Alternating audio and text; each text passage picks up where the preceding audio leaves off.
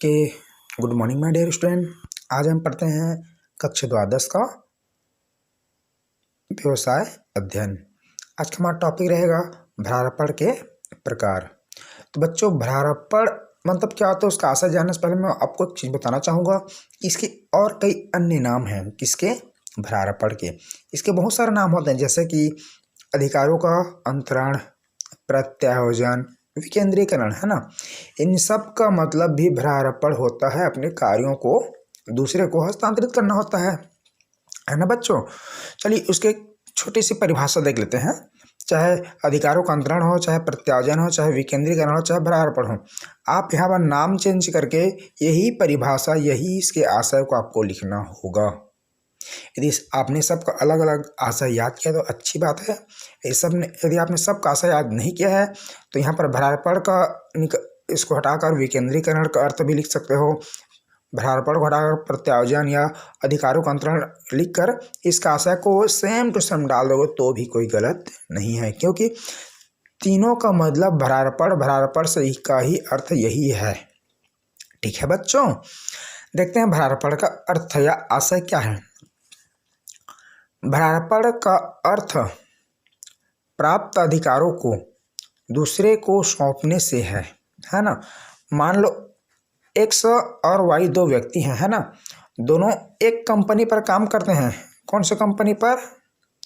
सी limited पर, है ना।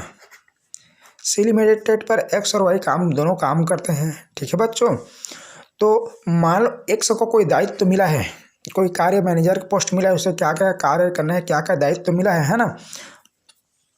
वह इस कार्य उसके पास एक्स के पास बहुत ज़्यादा कार्य हो जाता है, तो कार्य को कंपनी के लक्ष्य को प्राप्त करने के लिए, कार्य को जल्दी जल्दी समाप्त करने के लिए अपने कार्य को, है ना, एक्स को कुछ कार्य ट्रांसफर कर देता है और उसके बदले में उसे कुछ दायित्व भी दे दिया जाता है। अब इसको देंगे, कुछ कार्य भी देंगे, हैं कार्य बोलेंगे कि आप फील्ड में जाइए, फील्ड को देख रेख कीजिए, है ना। तो फील्ड में जाना है, उनको फील्ड का निरीक्षण करना है, तो सिर्फ देखने काम नहीं देंगे, उनको काम करने के नहीं, उनके पास कुछ अधिकार भी देंगे कि यदि कोई कार्य नहीं करता है तो आप उसके ऊपर दंडात्मक कार्यवाही कर सकते हो और उसको दायित्व तो भी लेंगे उससे। यदि आप कार्य पे देख रहे हो, यदि कार्य में यदि कोई लापरवाही होती है तो उसके जिम्मेदार वाई माना जाएगा, है ना। उनको कार्य देंगे, अधिकार देंगे, है ना। अधिकार देंगे तो पूरा उनको ऑथराइज हो जाएगा काम करने का, और दायित्व भी देंगे उनको। यदि कुछ नुकसान होता है तो उससे जिम्मेदार आप होगे। ठीक है बच्चों, तो उसी बोला गया है भ्रारपण का अर्थ प्राप्त अधिकार। प्राप्त मतलब एक्स को प्राप्त अधिकार को दूसरे को सौंपने से है।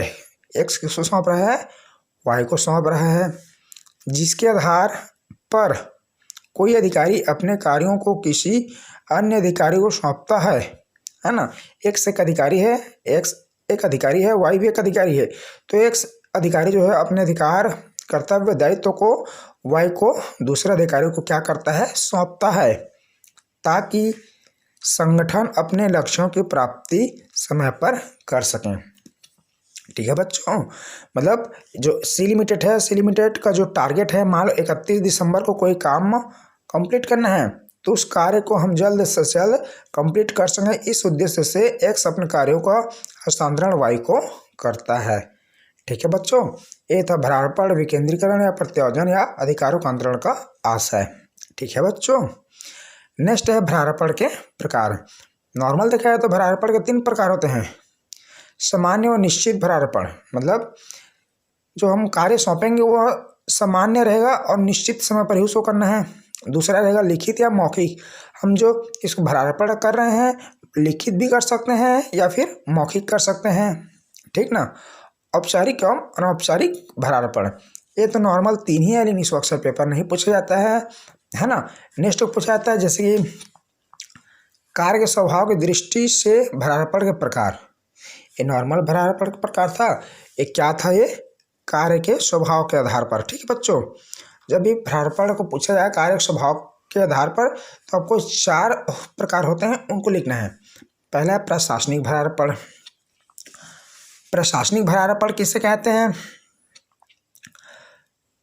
जब केवल प्रशासन के कार्यों के अधिकार प्रत्यायोजन या भरारपण किए जाते हैं तब उसे प्रशासनिक भरारपण कहते हैं। कहना चाहिए शासन द्वारा, है ना, जब शासन द्वारा कुछ अधिकारों का अंतरण किया जाता है ना, एक कार्य के लिए दूसरे अधिकारी को सौंपा जाता है।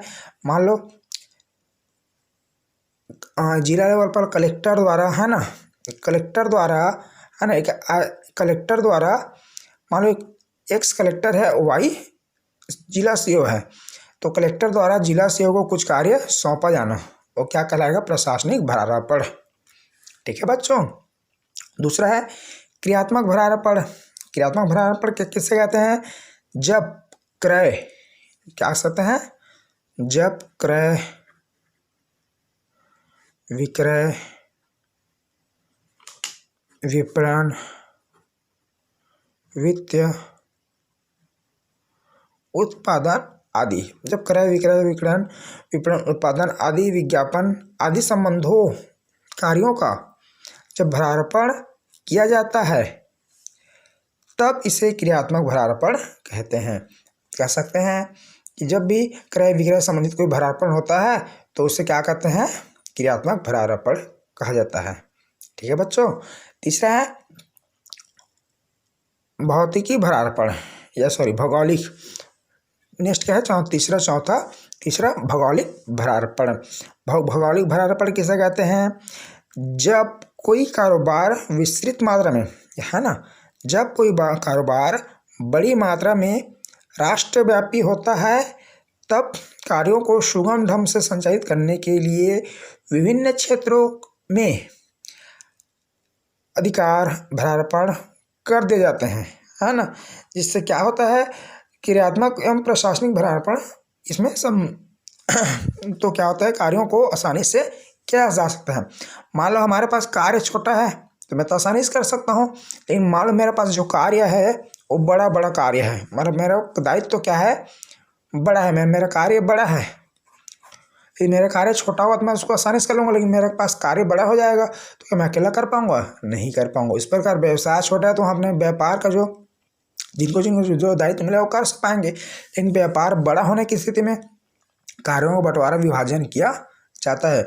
जब कार्य अंतिम समय पर, है ना, मान लो वित्तीय वर्ष हो या कैलेंडर वर्ष हो, है ना, क्लोजिंग डेट 31 मार्च हो या फिर 31 दिसंबर हो, हमें इस डेट में हमारा टारगेट पूरा करना है तो उसके जब महीने के अंत में वित्तीय वर्ष हो या कैलेंडर वर्ष हो, वर्ष के अंत में हम अपने कार्यों को भरारपण करते हैं ताकि संस्था के लक्ष्यों को प्राप्त किया जा सके। ठीक है बच्चों। नेक्स्ट है तकनीकी भरारपण। तकनीकी भरारपण किसे बोलते हैं?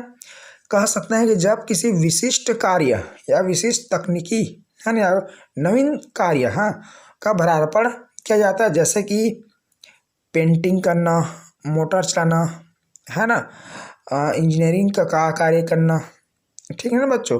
तो ऐसे कोई योजना तैयार करने में काम यदि आदि तो इसे तकनीकी भरारपण कहते हैं। मतलब कोई विशिष्ट प्रकार के, हम कोई विशिष्ट प्रकार का हम कार्य करते हैं, यदि हमें कार्य पता रहता है लेकिन हम उस कार्य को नहीं कर पाते हैं तो कोई विशेष व्यक्ति को सौंपा जाता है तो उसे विशिष्ट तकनीकी भरारपण कहते हैं। ठीक है बच्चों, ये बहुत इंपॉर्टेंट है, इसे आपको याद करना होगा। वीडियो देखने के लिए धन्यवाद।